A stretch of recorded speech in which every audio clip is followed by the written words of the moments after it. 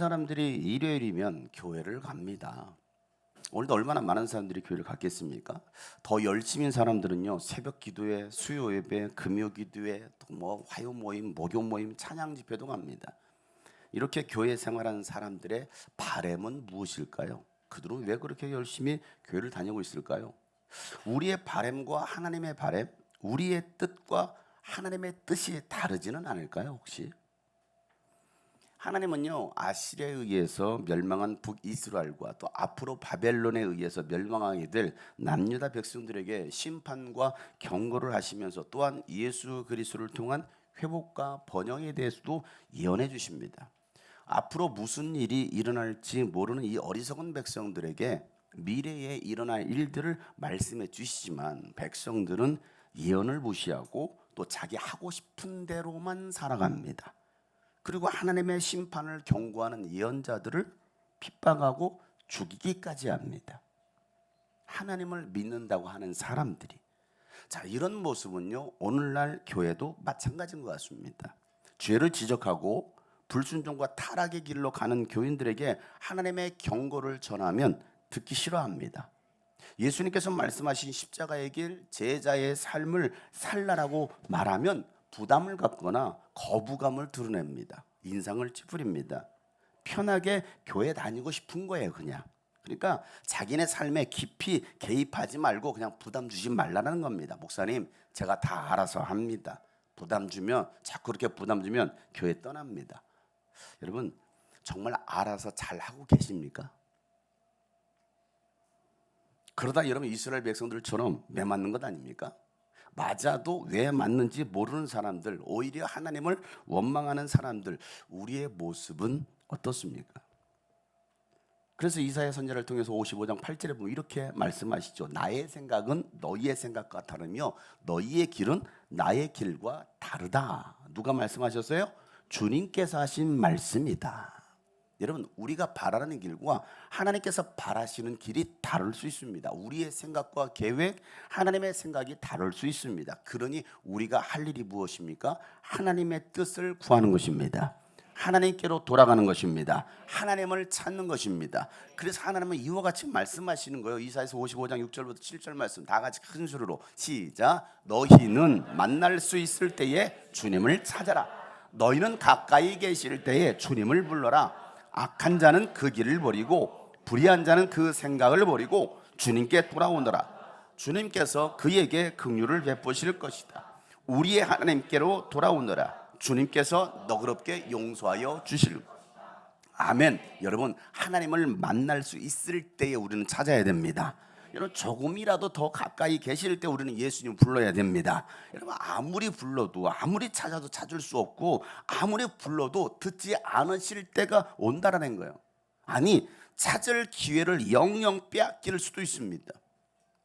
지금이 바로 은혜 받을 때요, 구원의 날입니다. 여러분, 이 기회를 여러분 놓쳐서는 안 됩니다. 악한 자는요, 그 악한 길을 버리고 불의한 자는 그 불의한 생각을 버리고 예수님께로 돌아오라고 말씀하고 계십니다. 그러면 긍휼이 풍성하신 주님께서 우리를 용서해 주실 거라는 거예요. 여러분, 우리 하나님께로 돌아와야 됩니다. 지금도 늦지 않았어요. 지금 이 순간 우리가 하나님께로 돌아가야 되는 겁니다. 여러분, 지옥행이 아니라 천국행 환승 열차에 우리는 올라타야 됩니다. 이게 오늘 우리가 선택해야 될 거라는 것이죠. 이사야는요, BC 740년 유다의 우시야 왕 때부터 히스기야 왕 시대까지 예루살렘이 멸망하기 약 170년 전부터 활동한 선지자였습니다. 에레미야는 예루살렘 멸망 41년 전인 BC 627년 20살이 채 되지 않은 나이에 선지자로 부름을 받습니다. 몇 살이에요? 20살도 되지 않았는데. 지금도 하나님은요, 하나님의 마음을 전할 어린 다음 세대를 찾고 부르십니다. 청소년, 청년의 때가 하나님의 꿈을 꾸고 하나님의 일을 할 때입니다. 여러분, 절대 어린 나이가 아니라는 거예요. 예레미야 선지자가 몇 살에 부름 받았는지 생각해 보라고요. 예레미야는요, 하나님의 명령을 따라 결혼도 하지 않습니다. 너 결혼하지 마. 결혼도 하지 않습니다. 40년 동안 심판의 메시지를 전합니다. 40년 동안 축복의 메시지도 아니고요, 40년 동안 당신들 그렇게 하면 저주받는다고 계속 경고의 메시지를 계속 찌르는 물론 거기에 또 회복과 예언의 이 번역에 관한 말씀도 하시지만 40년 동안 무려 40년 동안 그와 같은 메시지, 심판의 메시지를 전하다가 제사장들과 왕, 거짓 예언자들의 수많은 모욕을 당하고 생명의 위협을 받기도 합니다. 족쇄에 매이기도 하고 죽음의 웅덩이에 던져지기도 하는 고난과 수모를 겪어야 했습니다. 보세요. 하나님의 뜻대로 사는데, 하나님의 부름을 받고 선지자로 살아가는데 고난이 있더라는 거예요. 여러분, 하나님의 뜻대로 살 때에 고난이 있습니다. 이걸 아셔야 돼요. 나는 아무런 고난도 없는 것 같아. 물론 고난에 두 가지 의미가 있습니다. 자, 예레미야는요, 바벨론 포로로 끌려갔던 이 제사장들과 예언자들과 온 백성에게 첫 번째 편지를 써서 하나님의 말씀을 전하는 게 예레미야 29장 11절에 이렇게 나옵니다. 자, 이게 첫 번째 썼던 편지 내용입니다. 다 같이 읽어보겠습니다. 시작. 너희를 두고 계획하고 있는 일들은 오직 나만 알고 있다. 내가 이 너희를 두고 계획하고 있는 일들은 재앙이 아니라 번영이다.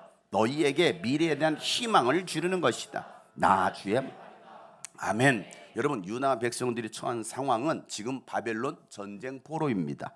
언제 끝날지도 몰라요. 그들이 이런 고통을 당하는 이유는 하나님의 말씀을 무시하고 우상 숭배했기 때문입니다.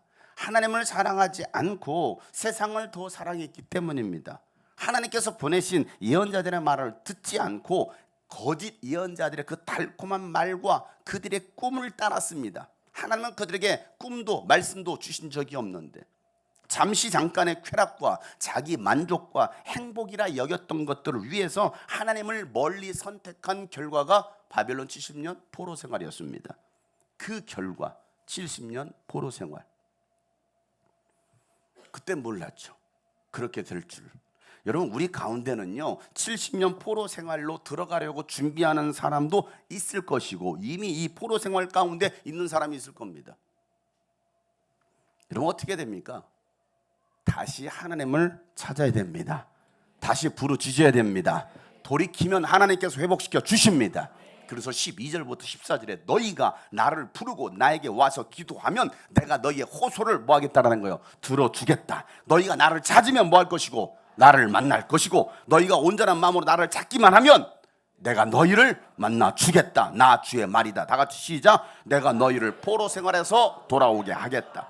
내가 너희를 쫓아보냈던 세상의 모든 나라 모든 지역에서 너희를 모아오겠다. 내가 너희를 포로로 보냈으나 나는 너희를 그곳에서 너희의 고향으로 다시 데려오겠다.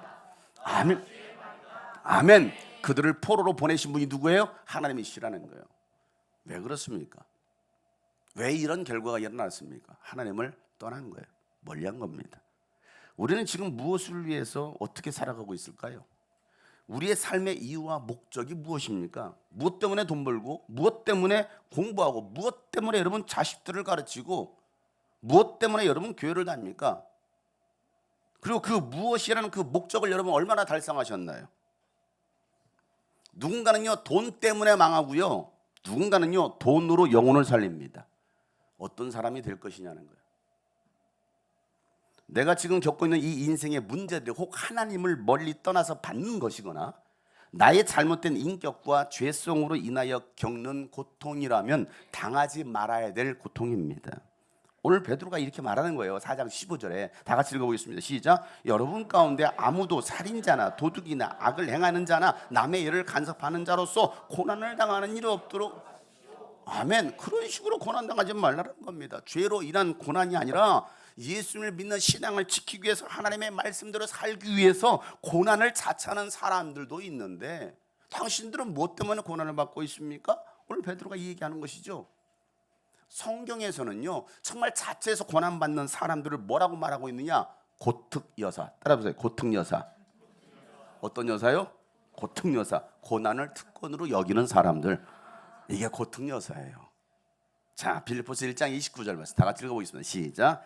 하나님께서는 여러분에게 그리스도를 위한 특권, 즉 그리스도를 믿는 것뿐 아니라 또한 그리스도를 위하여 고난받는 특권도. 아멘. 여러분, 사도들도요 누구나 예수 이름 때문에 모욕을 당하는 것이 아니라 모욕당할 자격을 부여받은 사람들이 당하는 것이라고 여기면서 그들은 기뻐하다라는 거예요. 그러니까 이것도 자격이 있어야 돼요. 고난받을 자격.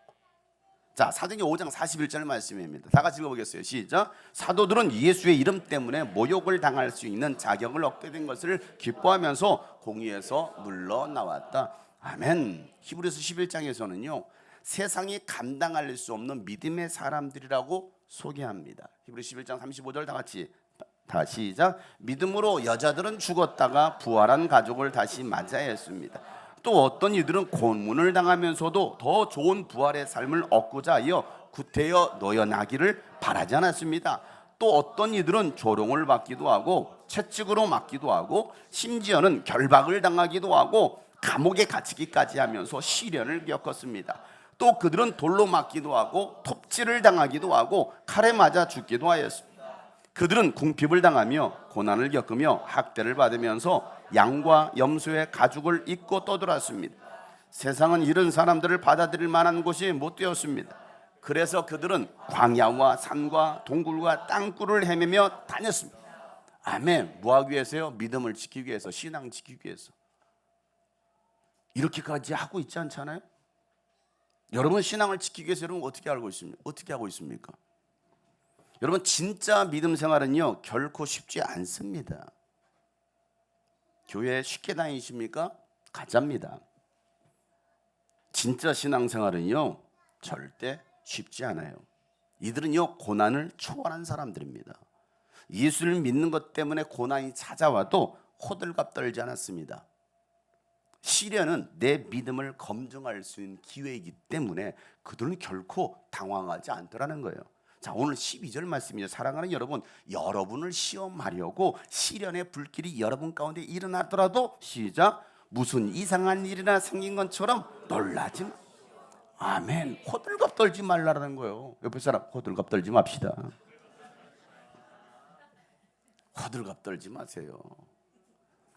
여러분 우리에게 찾아온 이 시련의 불길은 이상한 일이 아니라 당연한 일이라는 겁니다. 예수님은요 이미 천국 소망을 품고 이 믿음의 길을 걷는 사람에게는요 핍박도 있고 억울한 일도 당할 것이고 모함도 오해도 받을 것이고 말도 안 되는 비난과 조롱도 당하게 된다라고 이미 말씀하셨습니다.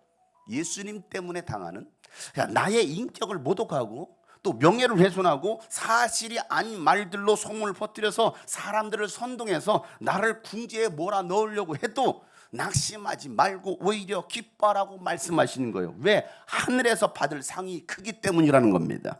자, 이게 예수님의 산상수훈의 말씀이었습니다. 마태복음 5장 10절부터 읽어보겠습니다. 시작. 의를 위하여 박해를 받은 사람은 복이 있다. 하늘나라가 그들의 것이다. 너희가 나 때문에 모욕을 당하고 박해를 받고 터무니없는 말로 온갖 비난을 받으면 복이 있다. 너희는 기뻐하고 즐거워하여라. 하늘에서 받을 너희의 상이 크기 때문이다. 너희보다 먼저 온 예언자들도. 아멘. 이 말씀대로 제가 지금 이 상황에 처해 있습니다. 이 말씀 그대로 똑같이 제가 이 상황에 처해 있어요. 그러나 기뻐하라는 거예요. 왜? 하늘의 상이 있기 때문에. 여러분 하늘나라를 소유한 사람들은요 이런 박해를 받게 되어 있습니다. 악한 영들이 시기가 있기 때문이에요. 그래서 믿음에서 떨어져 나가게 하려고 이런 막 흔들어 대는 겁니다. 그럴 때일수록 우리는 뭐 해야 된다고요? 기뻐해야 한다. 아멘. 여러분 호탕하게 웃어야 됩니다. 인상 찌푸리지 마시고 호탕하게 웃어보세요. 옆에 사람 보고 웃어보세요. 인상 쓰지 마 이 친구야 하면서 한바탕 여러분 웃음으로 우리는 분위기를 장악해야 됩니다. 아멘. 다시 웃어보세요. 옆에 사람 보세요. 미친 듯 웃어. 미친 듯. 여러분 이게 호탕하게 1분을 웃잖아요. 그러면 젊어진대요. 진짜 의학적으로 과학적으로 웃어보세요. 시작. 살도 빠진대요. 살도 빠진대요. 정말 많이 웃어야 될 사람 많네요 여기. 진짜요. 진짜 제 이야기가 아니라 호탕하게 웃어봐라. 한바탕 웃어봐라. 그리고 이 영적 분위기를 장악해라. 그러면 마귀도 저게 미쳤나 저게 돌았나 이게 마귀 새끼가 하는 소리입니다. 이게 미쳤나 이게 돌았나 대체. 그래 내가 미쳤어. 정말 미쳤어. 내가 미쳤어. 미쳤죠. 누구에게? 난 예수에게 미쳤다. 어쩔 TV 하면서 해보세요. 그러면 순간 마귀는 7길로 도망가는 것입니다. 베드로서 4장 13절 말씀에 베드로가 이렇게 말하는 그만큼 여러분은 그리스도의 고난에 동참하는 것이니 뭐하라고요? 기뻐하십시오. 그러면 그의 영광이 나타날 때 다 같이 시작. 여러분은 또한 기뻐 뛰며 즐거워하게. 아멘. 여러분 그리스도의 고난에 동참한 사람들은요 이 땅에서도 기뻐하며 삽니다. 얼마나 기쁜지. 삶의 상황은 기쁜 게 아무것도 없는데 내 처지는 기쁜 게 없나 웃고 있어. 누가 봐도 미친놈이잖아요. 왜? 그럴 상황이 아닌데 그럴 처지가 아닌데 그렇게 기뻐하고 있습니다. 그러나 여러분 주님의 영광이 나타날 때는 기뻐 뛰며 즐거워하게 될 거라는 겁니다. 왜요? 우리의 눈물을 닦아주시고 사랑으로 안아주실 예수님께서 계시기 때문입니다. 우리를 위해 준비한 처소와 면류관이 있기 때문입니다. 그날을 바라보고 우리는 뭐 하는 거예요? 야 기뻐하고 소망을 갖고 또 주님 만났을 때만 좋아가지고 신나가지고 말이에요. 자, 디모데후서 4장 8절에 바울이 마지막 유언과 같은 말씀을 남깁니다. 다 같이 큰 소리로 시작. 의로운 재판장이신 주님께서 그 날에 그것을 나에게 주실 것이며 나에게만 아니라 주님께서 나타나시기를 사모하는 모든 사람에게도 주실 것입니다. 아멘. 여러분 누가 복 있는 사람입니까? 이 땅에서 육신으로 잘 먹고 잘 사는 사람이 복 있는 사람입니까? 좋은 직장, 좋은 대학교에 들어가고 세상의 권력을 가진 사람이 여러분 복 있는 사람입니까? 베드로는요 그리스도 때문에 모욕을 당하는 사람들이 복 있는 사람이다라고 말씀하고 있습니다. 누가 복 있는 사람이냐? 14절 말씀이죠. 여러분이 그리스도의 이름으로 모욕을 당하면 뭐가 있다? 복이 있습니다. 시작. 영광의 영 곧 하나님의 영이 여러분 위에 머물러 계시기 때문에. 아멘. 여러분 베드로가 이와 같이 고난이 복이요라고 말하는 이유는요 예수님 고난당할 때 부인하고 저주하면서 도망쳤던 그래서 덮고 싶은 과거가 있었던 사람 아닙니까? 그가 그렇게 철저히 배신 때렸던 이유가 어디 있어요? 왜 그랬을까요? 하나님의 영이 없었기 때문에 그래요. 성령 충만한 임재를 경험하지 못했습니다. 자기 열정으로 예수님을 따랐고 죽는 곳까지 따라가겠다라고 큰 소리는 쳤는데 위기의 순간이 오니까 진짜 내가 희생해야 될 그 순간이 오니까 고난을 뛰어넘지 못한 거예요. 그 위기를 고난을 뛰어넘어야 되는데 그 수준이 안 된 겁니다. 왜? 하나님의 영이 없으니까. 신앙생활은요 내 열정으로만 되는 게 아닙니다. 내 지식과 경험과 감정을 뛰어넘는 성령 충만함 하나님의 영이 있어야 됩니다. 그러면 여러분 이 모욕이 복이 되는 거예요. 그리스도 예수 안에서 믿음으로 경건하게 살려고 몸부림치는 사람들은요 박해를 받게 되어 있습니다. 경건은 흉내내는 것이 아니라 체질이 되고 인격이 되어야 됩니다. 이게 진짜 경건의 능력을 소유한 사람들이에요. 디모데후서 3장 12절에 바울이 디모데에게 이렇게 말해요. 다 같이 시작. 그리스도 예수 안에서 경건하게 살려고 하는 사람은 모두 박해를 받을 것입니다. 아멘. 모두 박해를 받는다라는 거예요. 요셉은요 하나님께서 보여주신 꿈이 있었지만 그 꿈 때문에 오히려 형들에게 미움을 사고 죽음의 웅덩이에 던져졌습니다. 그러다가 건져지는 듯 하더니 야 살았다 하는 순간 형들이 동생을 노예로 팔아버립니다. 졸지에 노예가 되었어요. 그런데도 요셉은 원망하지 않고 주어진 현실 속에서 하나님 믿는 10대 청소년 20대 청년 시기를 보내더라는 겁니다. 누가요? 요셉이. 하나님이 요셉과 함께하니까 이 보디발의 가정에 복이 맙니다. 요셉은 신임을 얻어서 가정 총무가 되었지만 또 이 보디발의 아내의 유혹을 뿌리쳤다가 모함을 받고 감옥에 갇혀서 죽을 날을 기다리는 신세가 됩니다. 왜 이렇게 자꾸 인생이 꼬입니까? 왜 고난의 연속입니까? 요셉은 믿음을 지켰을 뿐인데 왜 이런 시련의 시절을 보내야 됐습니까? 그 이유는요 이스라엘 민족을 흉년의 때 구원하시는 하나님의 계획이었습니다. 그땐 몰랐던 거예요. 나는 왜 이렇게 힘들지? 잘 풀릴 줄 알았는데 왜 이렇게 어렵지? 그땐 몰랐죠. 여러분 인생 역전의 비밀을 그때 몰랐어요. 요셉이 만약에 여러분 중간에 포기했다고 한다면 가족들을 구원해냈을까요? 다니엘은요 바벨론 포로로 끌려가서도 하나님의 말씀을 지키고 예배와 기도와 말씀 묵상을 멈추지 않습니다. 우상 숭배를 거부하고 영혼과 육체를 더럽히지 않으려고 이 음식 규례를 지켜가면서 예루살렘 쪽을 향하여 하나님께 매일같이 기도합니다.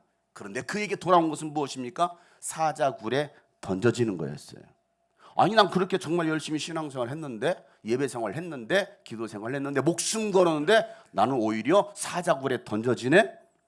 그의 친구들은요 7배나 뜨거운 풀무불 속에 던져졌습니다. 왜 이렇게 돼야 됩니까? 그런데도 그들의 신앙은요 절대적으로 하나님을 신뢰했습니다. 그리 아니하실지라도 그 신앙이 우리에게 있느냐는 거예요. 하나님이 우리를 구원해 주지 않는다 할지라도, 하나님이 우리를 축복해 주지 않는다 할지라도, 하나님이 내 병을 고쳐주지 않는다 할지라도 하나님을 배신하지 않겠습니다. 나는 예배에 목숨 걸겠습니다. 기도에 목숨 걸겠습니다. 말씀에 목숨 걸겠습니다. 여러분, 이것이 포로로 끌려갔던 다니엘과 사드락과 메삭과 아벳느고의 신앙이었습니다. 어떤 상황 속에서도 세상과 타협하지 않았더니 하나님은요 바벨론 제국의 존귀한 자리에 세워주시더라는 겁니다. 여러분, 이것이 믿음이라는 거예요. 여러분 부모 세대는 자녀들을 과연 어떻게 가르칩니까? 여러분 어떻게 지도하십니까? 정말 믿음으로 살아라고, 예배에 목숨 걸라고 가르치십니까? 하나님께 전적으로 인생을 맡기라고 가르칩니까? 적당히 타협하도록 여러분 스스로가 보여주고 있습니까? 애들이 문제라고요? 아니요, 어른 세대가 문제인 거예요. 부모 세대가 믿음의 본을 보이지 않고 있습니다. 그러면서 잘 되길 바라죠. 그렇게 해서 잘 될 것 같으면 예수 안 믿습니다. 잘 되지도 않습니다. 불같은 시련을 통과한 사람들만 느낄 수 있는 이 기쁨의 판타지 어드벤처 스릴러, 그 주인공이 여러분 되기를 축복합니다. 이게 진짜 멋있는 사람들 아닐까요? 그리 아니하실지라도 감사해요. 주님 뜻이 믿기 때문이죠. 그리 아니하실지라도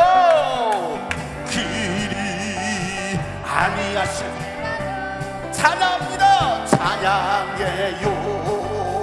협력해서 선을 이루어요. 언제나 나를 향한 신실한 사랑, 우리를 향한 그 크신 사랑, 우리가 함께 높이며 주를 찬양해. 할렐루야, 할렐루야. 오늘 말씀을 기억하세요. 그리 아니하실지라도 감사합니다. 그리 아니하실지라도 감사해. 주님 뜻을 믿기 때문에, 주님 뜻을 믿기 때문에 그리 아니하실지라도 그리 아니야. 기도해요. 협력해서 선을 이루어 언제나 우리를 향한 하나님의 뜻을 생각해봐요. 언제나 우리를 신실한 사랑, 우리를 향한 그 크신 사랑, 우리가 주를 찬양해. 할렐루야, 할렐루야. 다시 믿음으로 언제나 나를 언제나 나를 향한 신실한 사랑, 우리를 향한 그 하나님의 사랑, 우리를 향한 그 크신 사랑, 우리가 함께 높이며 주를 찬양해. 할렐루야, 하나님께 영광을 돌립니다. 할렐루야, 하나님께 할렐루야, 하나님께 영광. 할렐루야. 불같은 시험 많으나 겁내지 맙시다. 구주의 권능 그 신이 이기고 남. 불같은 시험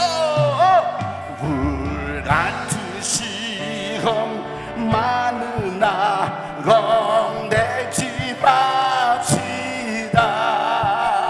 구주의 권리 그 심히 이기고 나게 큰 보답이여 큰 보답 귀한 믿음은 참 보배 되도다. 이 진리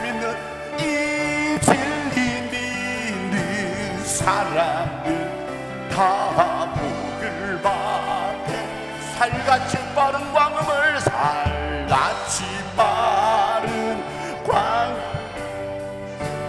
위에 여러분 시간을 아끼세요. 온 마음과 마음을 바치고 몸과 마음을 맞춰서 힘써서 내 평생 소원 이것밖에 없습니다.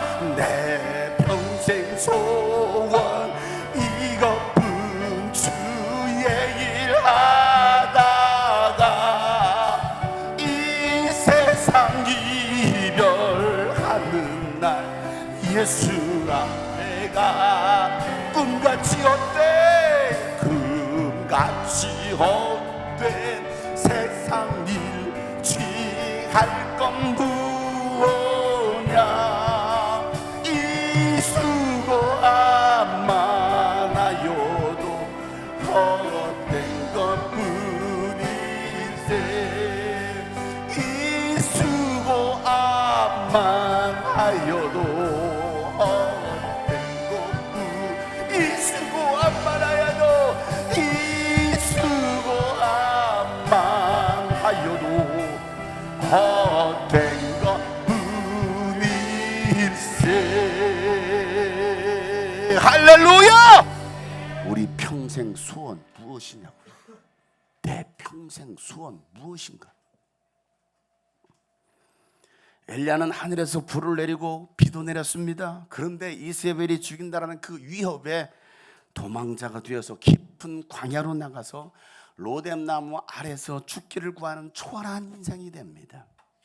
그 위대한 능력의 예언자가 나를 죽여주시옵소서. 그런 엘리야에게 하나님은요, 일어나 먹어라. 아직도 갈 길이 많이 남아있다. 여러분, 이 말씀이 여러분에게 들려주길 축복합니다. 일어나 먹어라. 다시 일어나 먹어라. 아직 갈 길이 많이 남아있다. 이게 오늘 우리에게 주신 사명 아닐까요? 부활하신 예수를 만난 사울 청년은요, 이방인의 사도로 부름받고 왕 앞에 서서 예수 그리스도를 전하리라는 그 응답으로 14년 동안 약 16,770km 선교 여행을 떠납니다. 여러분, 그가 걸었던 이 사명의 길은요, 늘 사망의 음침한 골짜기가 그를 기다리고 있었습니다. 그는 자신의 이렇게 쭉 사역의 길을 돌아보면서 이렇게 고백하죠. 고린도후서 11장에 보면 그들이 그리스도의 일꾼입니까? 당신들이 예수 믿는 사람들이요? 내가 정신 나간 사람, 미친 사람처럼 한번 말해볼까요? 나는 더 그래요 하면서 다 같이 시작. 나는 수고도 더 많이 하고 감옥살이도 더 많이 하고 매도 더 많이 맞고 여러 번 죽을 뻔하였습니다. 유대 사람들에게서 마흔에서 하나를 뺀 매를 맞은 것이 5번이요, 채찍으로 맞은 것이 3번이요, 돌로 맞은 것이 1번이요, 파선을 당한 것이 3번이요, 밤낮 꼬박 하루를 망망한 바다를 떠다녔습니다. 자주 여행하는 동안에는 강물의 위험과 강도의 위험과 동족의 위험과 이방 사람의 위험과 도시의 위험과 광야의 위험과 바다의 위험과 거리 형제의 위험을 당하였습니다. 수고와 고역에 시달리고 여러 번 밤을 지새우고 줄이고 목마르고 여러 번 굶고 추위에 떨고 헐벗었습니다. 이게 바울의 사역의 길이었어요. 좋았던 적이 얼마나 있었을까요? 여러분, 육신적으로 자기가 아무런 유익이 없는 이런 고난을 바울은 왜 당해야 됐을까요? 생각해 보세요. 무엇이 그로 하여금 이런 삶을 살게 했을까요? 세상처럼 잘 나가던 사람이 왜 망했을까요? 그가 그런 삶을 살 수 있었던 것은 하나님께서 주신 은혜가 아니었다면 바울은요, 그 길을 한 걸음도 걷지 못했을 겁니다. 은혜가 아니었다고 한다면, 은혜 아니면 살아갈 수가 없네. 하나님의 은혜로. 그래서 그는 바로 사도행전 20장 24절에 내가 달려갈 길을 다 달리고 주 예수께 받은 사명, 하나님의 은혜의 복음, 하나님의 그 은혜의 복음을 증언한 일을 다 하기만 하면 나는 내 목숨을 조금도 아깝게 여기지 않습니다. 이게 바울의 고백. 바울은요, 그리스도인이 되었기 때문에 고난을 당한 겁니다. 짝퉁 그리스도인이 아니라 진품 그리스도인이었기 때문에 고난 당하면서도 부끄러워하지 않고 예수 이름으로 하나님께 영광을 돌렸어요. 그런데 어떤 사람은요, 예수 믿는 것을 부끄러워하고 있습니다. 교회 다니는 것을 부담스러워하고 있습니다. 그래서 바빠서 못 온대요. 뭐 일이 있어서 못 온대요. 그러니까 예배보다도 하나님보다도 그게 더 중요하다고 여기는 거죠. 베드로전서 4장 16절 오늘 말씀에 그리스도인으로서 고난을 당하면 부끄러워하지 말고 도리어 그 이름으로 뭐 하라고요? 하나님께 영광을 돌리십시오. 예수님도 하나님 아버지의 뜻을 이루기 위하여 고난 당하셨습니다. 부끄러워하지 않고요, 당당했습니다. 십자가 위에서 마지막 고통을 견디면서 마지막 숨이 끊어진 그 순간 외치셨던 한마디, 다 이루었도다. 다 이루었도다. 그리고 운명하셨습니다. 이것이 예수님께서 감당하셨어야 할 영광이었어요. 우리가 생각하는 그 화려한 박수 받는 자리가 아니라 예수님께서 받으셨어야 할 영광은 바로 십자가였습니다. 그 십자가의 영성, 십자가의 이 영광이 있었기 때문에 오늘 우리에게 구원이 임한 것입니다. 그래서 히브리서 12장 2절에 히브리 저자는요, 믿음의 창시자예요, 완성자이신 누구를 바라봐요? 예수를 바라보자라는 겁니다. 그는 자기 앞에 놓여 있는 기쁨을 내다보고서 부끄러움을 마음에 두지 않으시고 뭐 하셨어요? 십자가를 참으셨다는 겁니다. 그리하여 그는 하나님의 보좌 오른쪽에 앉으셨다라는 거예요. 여러분, 우리에게 심판의 때가 얼마 남지 않았습니다. 천국 복음이 모든 민족에게 증거되고 또 믿는 자들이 거할 처소가 다 마련되면 예수님 믿는 자들을 데리러 이 땅에 다시 오실 것입니다.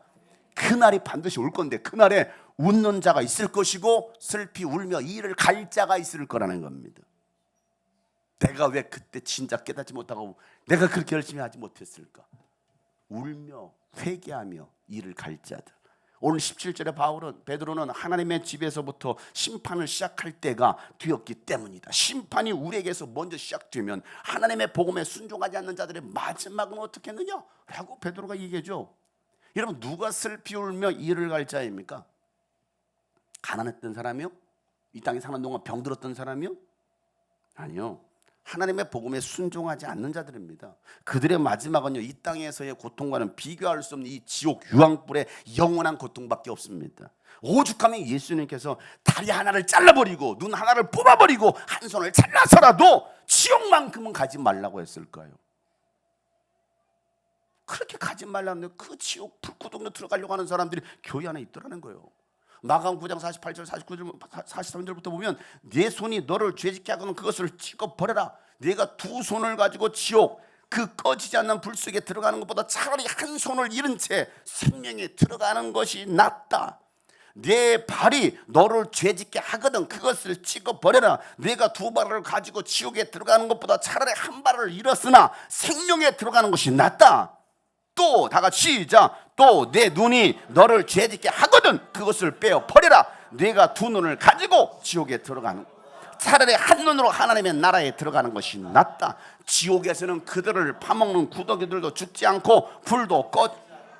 아멘. 지옥이 어떤 곳인가? 여러분, 개역개정과 세번역 성경에서는요 44절과 46절에 가르치고 없음이라고 표기되어 있습니다. 여러분, 아까 자막에 없음이라고 표기되어 있죠. 킹제임스 영어 성경에는요 이 두 구절이 다 기록이 되어 있습니다. 그런데 나머지 성경 다 삭제를 했습니다. 그 말씀을 이 킹제임스 버전에서는요 이 비어있던 이 말씀을 어떻게 기록하고 있냐면 우리가 읽었던 48절 말씀과 동일하게 기록되어 있어요. 지옥에서는 그들을 파먹는 구더기들도 죽지 않고 불도 꺼지지 않는다라고 기록되어 있습니다. 이 말씀이 계속 3번씩 반복이 되어 있습니다. 왜요? 그만큼 절대 가지 말아야 될 것이 지옥이라는 거예요. 내 해석하기도 성경을 다시 번역하면서 이걸 빼버렸어요. 여러분, 이 땅에는 두 부류의 사람만 존재합니다. 천국에 갈 자와 지옥에 갈 자입니다. 천주교에서 가르치는 연옥은 없습니다. 연옥에 잠시 잠깐 갔다가 조상들이 자녀들이 막 제사도 지내주고 선한 일을 행하면 천국으로 한 단계 올라간다? 성경은 그렇게 말하고 있지 않아요. 그래서 여러분 천주교는 제사도 지내는 거예요. 천국은 오직 예수를 믿고 시험을 통과한 사람만이 들어갈 수 있는 곳입니다. 요한계시록 2장 10절 말씀에 장차 받을 고난을 두려워하지 말아라.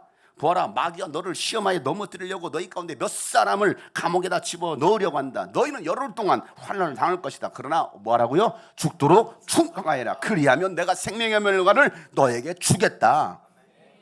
여러분, 고난을 두려워하지 않고 죽도록 충성한 사람이 생명의 멸관을 얻는 거예요. 예수 믿는 신앙 때문에 큰 환난을 겪어낸 사람들이 자기 이 두루마리 세마포를 빨아서 희귀한 사람들이다라고 얘기하고 있는 겁니다. 허다한 수많은 무리들이 흰 옷을 입고 있는데 도대체 저 사람들이 누구야? 라고 질문했더니 이렇게 말하죠. 요한계시록 7장 14절 말씀 다 같이 시작. 내가 장로님께서 잘 알고 계십니다 하고 대답하였더니 그는 나에게 이렇게 말했다. 이 사람들은 큰 환난을 겪어낸 사람들입니다. 그들은 어린 양이 흘리신 피에 자기들의 두루마기를 빨아서 희귀하였습니다. 아멘. 환난을 통과한 사람들이에요. 환난. 흰 두루마기는 성도들의 의로운 행위입니다. 믿음에는요 반드시 행위가 따르게 되어 있어요. 의로운 행위가 있느냐? 이게 흰 세마포라는 겁니다. 자, 19장 요한계시록 19장 8절 말씀 다 같이 시작. 신부에게 빛나고 깨끗한 모시옷을 입게 하셨다. 이 모시옷은 성도들의 의로운 행위다. 성도들의 의로운 행위가 있느냐? 이 의로운 행위는요 하나님의 계명을 지키고 예수의 증언을 간직하기 위해서 마귀와 정말 치열하게 싸우는 사람들, 말씀 따라 순종하며 살아가려고 하는 사람들이 바로 의인이다라고 말씀하고 있습니다. 요한계시록 12장 17절 말씀들 읽어보세요. 시작. 그래서 그 영은 그 여자에게 노해서 그 여자에 남아있는 자손 곧 하나님의 계명을 지키며 예수의 증언을 간직하고 있는 사람들과 싸우려고. 아멘. 마귀는 그래서 이런 사람들과 싸우는 거예요. 그런 신앙생활 하지 않는 사람들과 싸울 이유가 없어요. 어차피 지옥 갈 사람들인데 교회는 다니지만. 마귀가 누구와 싸우려고 왔느냐? 하나님의 계명을 지키고 예수 이름을 위해서 목숨 거는 사람들, 그들과 싸우려고. 여러분, 이 믿음을 지키기 위해서 성도들에게 필요한 게 뭡니까? 돈이 아닙니다, 여러분. 돈이 아니라 뭐예요? 인내예요, 인내. 요한계시록 14장 12절 말씀에 하나님의 계명과 예수를 믿는 믿음을 지키는 성도들에게는 뭐가 필요하다? 인내가 필요하다. 인내가. 자식도 아니고 권력도 아니고 내 형제, 부모, 남자친구, 여자친구도 아닙니다, 여러분. 이런 것들은 오히려 여러분의 믿음을 여러분의 믿음을 지키는데 방해가 되기도 해요. 그래서 원수가 먼 곳에 있는 것이 아니라 야, 자기 집안 식구가 바로 원수다라고 예수님께서 말씀하십니다. 왼수가 옆에 있어요, 옆에. 이거 보세요. 이 왼수야. 여러분 스스로가 왼수가 될 수도 있고요. 자, 마태복음 10장 36절 읽어보세요. 시작. 예, 사람의 원수가 자기 집안 식구일 거라는 거예요, 예수님께서. 여러분, 신앙생활의 최대 방해꾼이 가족이 될 수 있어요. 내 가족. 그래서 예수님은 이 땅에 평화를 주러 오신 것이 아니라 내가 검을 주려고 왔다라고 말씀하십니다. 마태복음 10장 35절이죠. 나는 사람이 자기 아버지와 맞서게 딸이 자기 어머니와 맞서게 며느리가 자기 시어머니와 맞서게 하려고 내가 왔다라고 말씀하시죠. 이 말씀이 여러분 서로 싸우라고 해요. 서로 싸우게 하려고 오셨다는 말씀이 아니라 이 말씀 들으면 싸워야지. 자, 잘됐다. 이 말씀이 내가 시어머니가 대들면서 시어머니 이런 시월드 하면서 막 시어머니하고 대들고 싸우고 아빠하고 싸우고 엄마하고 싸우고 막 딸하고 싸우고 이런 이 말씀이 그런 말씀이 아닙니다. 우리가 믿음을 지키려고 하면요 믿지 않는 부모나 형제와 갈등이 생기고 다툼이 일어난다는 거예요. 왜? 정반대 삶을 살기 때문에. 이런 말을 합니다. 가정이 중요하냐 교회가 중요하냐? 뭐가 중요해요? 당연히 둘 다 중요하죠. 가정이 중요하냐 교회가 중요하냐? 하나님도 가정을 세웠다. 그러니까 가정 중심으로 살아야지 교회 미쳐 살지 마. 저희 장인어른이 저를 처음 만났을 때 이렇게 얘기했어요. 교회가 중요해? 가정이 중요한 거야. 부모 말도 안 듣는데 무슨. 여러분, 이 말 이런 것 때문에 싸움이 일어난다는데, 이러면 그럴 때 믿음의 사람은 뭘 선택해야 됩니까? 잘 생각해 보세요. 그런 상황, 갈등이 일어날 때, 믿음 때문에 갈등이 일어날 때 우리 자녀들도 잘 들어. 야, 지금 공부하고 미래를 준비할 때 지금 교회 갈 때냐 이 새끼야 하면서 열심히 운동이나 해. 열심히 공부하고 영어 나라라고 외우고 수학학원도 다니고 대학교 간 다음에 열심히 해 라고 가르치는 부모들이 굉장히 많아요. 우리 교회는 없어요. 여러분 그런 갈등이 일어날 때 여러분들은 어떻게 해야 됩니까? 야 가족 모임 와야지. 가족 모임 와야지. 가족 모임 꼭 주말하고 주일날 하더라고. 그죠? 주중에는 바쁘니까. 근데 우리는 주말이 제일 바쁘네. 기독교인들은 뭐 결혼식을 하더라도 주일날 하고 여러분 주일 하면 여러분 가족이 결혼을 하면 어떻게 해야 됩니까? 제가 6형제인데 우리 5명 있잖아요. 저 빼고 5명. 제가 둘째 형 결혼식만 가보고 형제들 결혼식에 단 한 번도 가본 적이 없어요. 형제들 결혼식에도 가본 적이 없어요.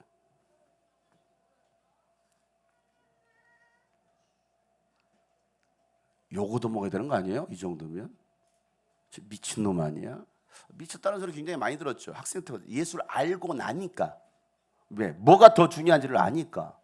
예배가 더 중요하다는 거 아니까 다 내려놓고 포기할 수 있는 사람.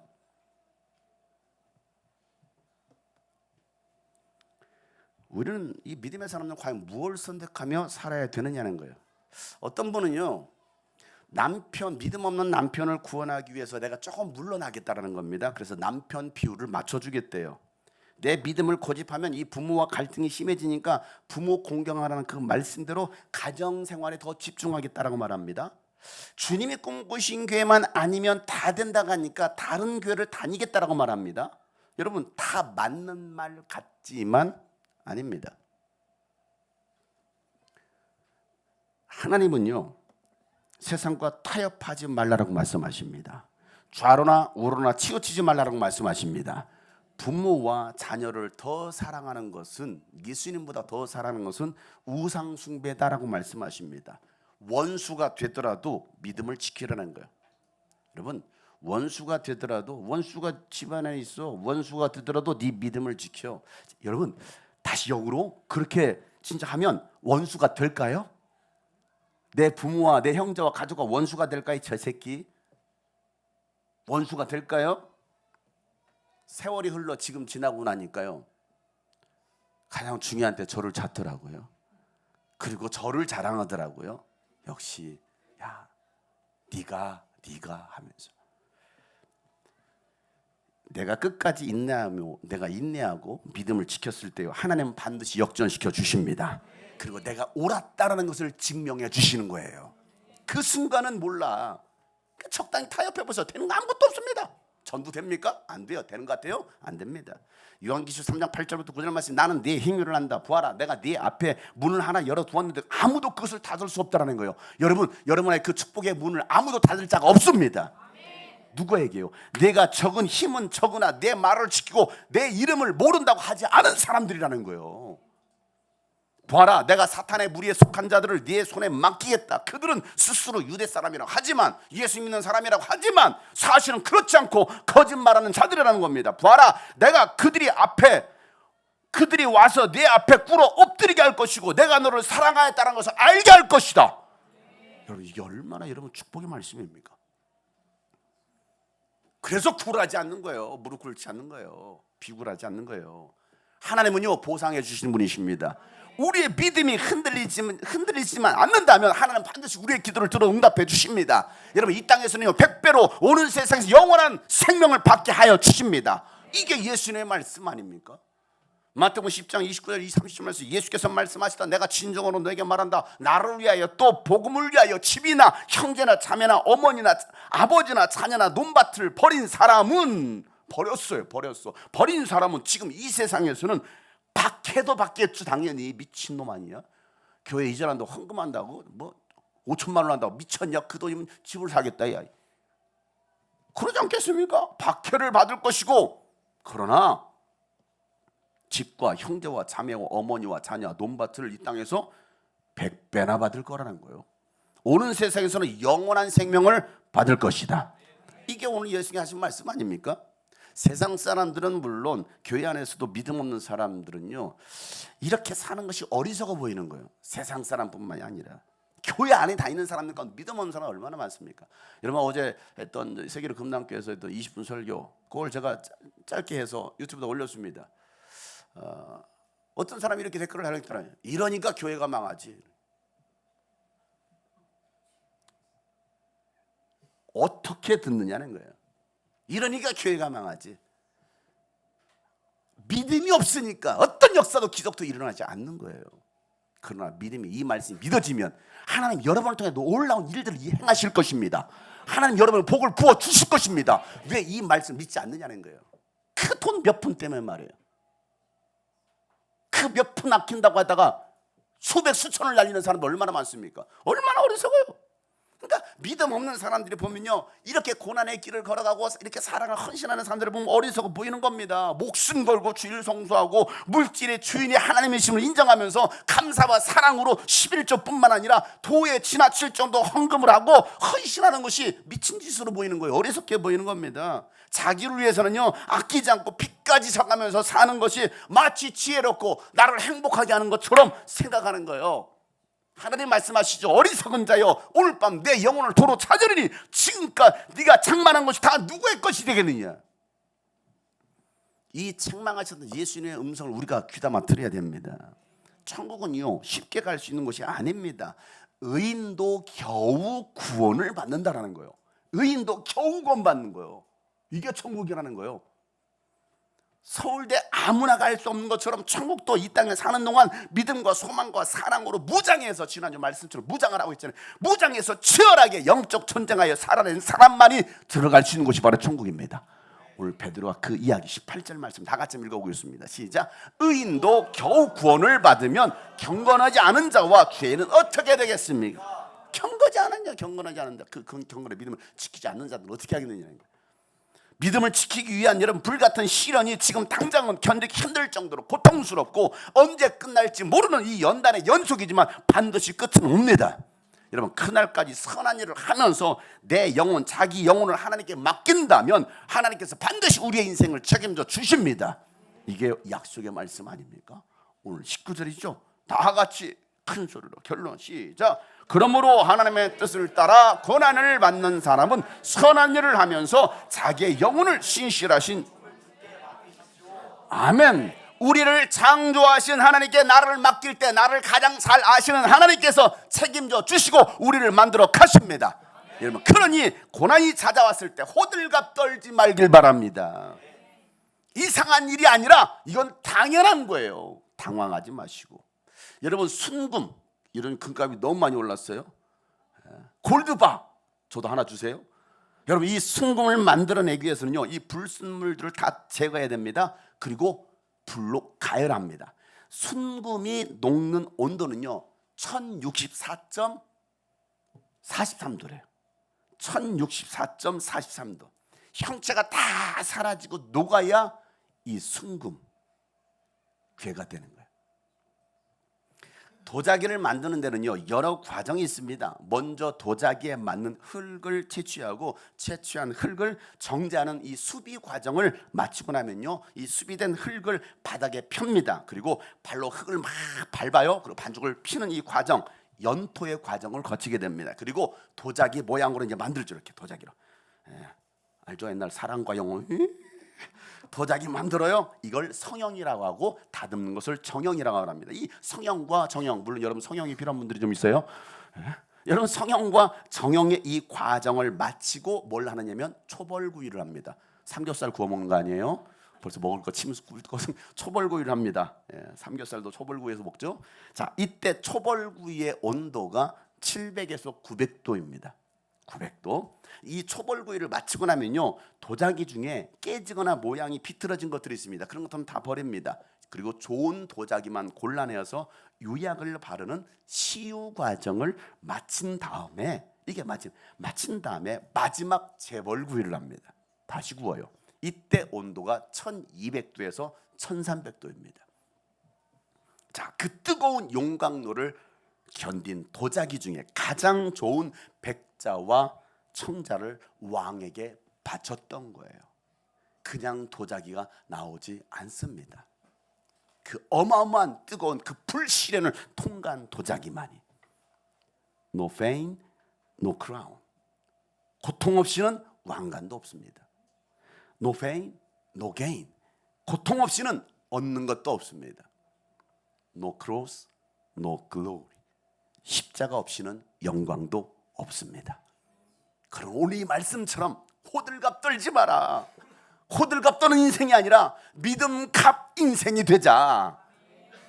호들갑이 되시겠어요? 믿음갑이 되시겠습니까? 여러분, 지금 당장 고난의 끝이 보이지 않더라도 훗날 어떤 열매와 결과가 있을지 믿음의 눈을 열어 비전을 볼 수 있길 바랍니다. 여러분, 요셉이 총리가 되고 시몬이 게바가 되는 일이 있을 것입니다. 여러분, 40년 광야를 지나면 약속의 땅은 우리의 것이 될 것입니다. 70년 포로 기간이 끝나면 다시 돌아와서 무너진 성전을 일으키고 회복을 넘어서 열방을 구원하는 요셉의 축복이 우리의 축복이 될 것입니다. 이 축복을 사모하세요. 이 축복을 사모하세요. 이제부터가 시작인 거예요. 끝난 게 아니고. 은혜 아니면 우리는 살아갈 수가 없습니다. 그 은혜로 주님, 내가 이 믿음의 순결을 지키게 하여 주십시오. 경건의 삶이 있게 하여 주시옵소서. 지금까지 내가 적당히 세상과 타협하고 하나님을 등지고 멀리 있다가 여러분 회개하고 돌아오면 하나님은 다시 우리를 용서하시고 구원하십니다. 은혜 아니면 살아갈 수가 없네.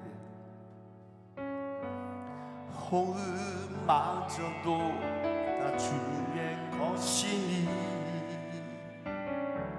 세상 평안과 위로 내게 없어도 예수, 오직 예수뿐이네. 그 신계획 다 볼 수 없어도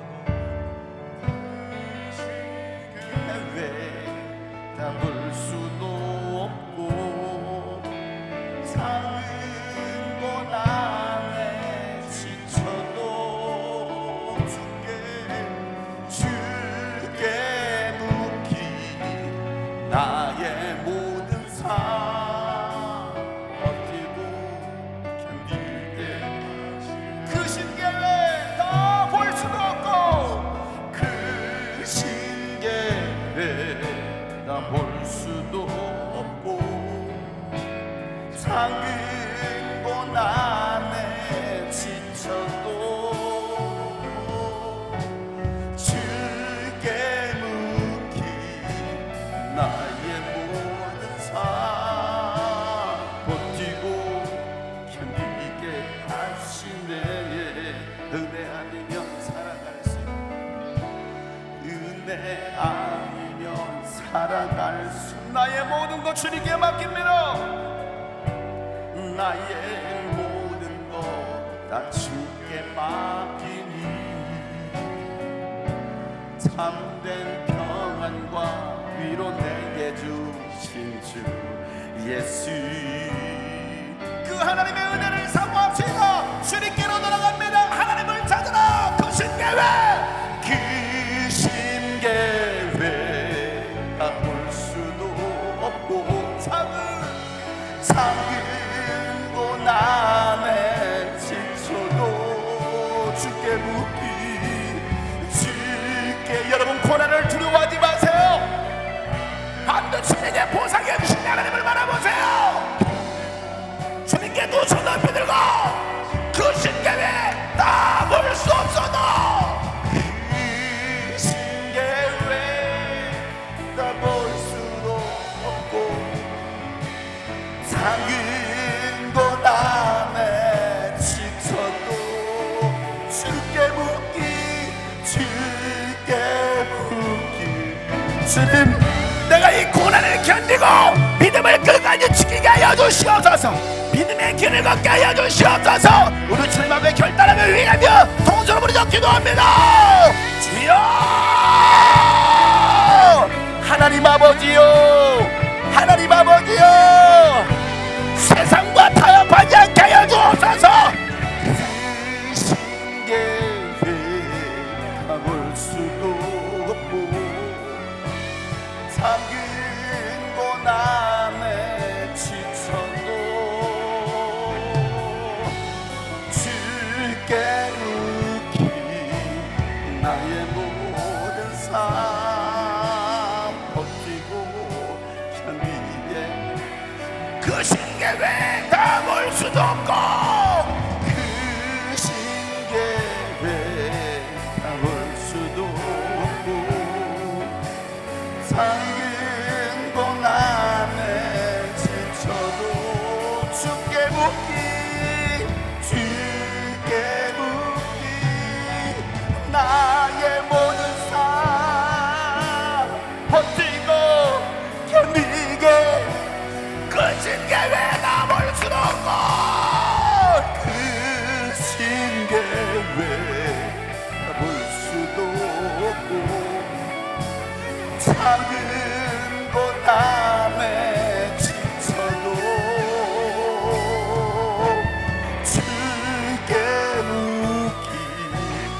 나의 모든 삶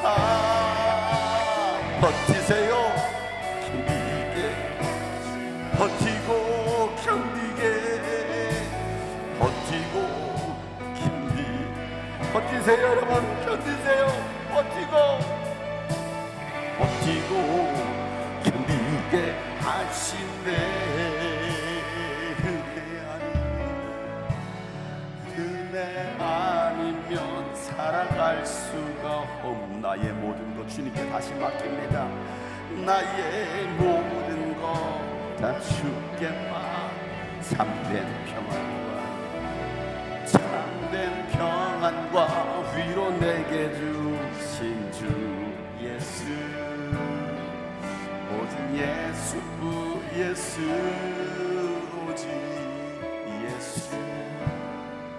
오직 진심으로 여러분 마음으로 고백해보세요. 오직 예수밖에 없음을. 예수 오직 예수뿐이네. 하나님, 고난 앞에 호들갑 떨고 우리의 신앙마저 무너뜨리지는 자들이 아니라 끝까지 버티고 견뎌낼 수 있는 믿음의 사람들을 되게 하여 주시옵소서. 그래서 주님께서 예비하신 그 모든 상을 받아들일 수 있는 우리 모든 하나님의 사람들을 되게 하여 주시옵소서. 우리 인생의 우리 교회 가운데 앞으로 어떤 일들이 펼쳐질지 우리는 다 알 수 없지만 우리가 하나님을 신뢰함으로 나갈 때에 주여 이 산지를 우리에게 주시옵소서. 반드시 그 땅을 차지하게 하여 주시옵소서. 그 축복의 주인공이 우리 모든 성도들 되게 하여 주시옵소서. 이제는 우리 구주 예수 그리스도의 은혜와 하나님 아버지 놀랍고도 지극하신 사랑과 성령님의 감화 감동교통 충만하심이 오늘 말씀 붙들고 믿음으로 살아가기로 결단한 모든 하나님의 사람들 머리 위에 이제부터 영원토록 함께 하시기를 간절히 축복하며 기도하옵나이다. 아멘.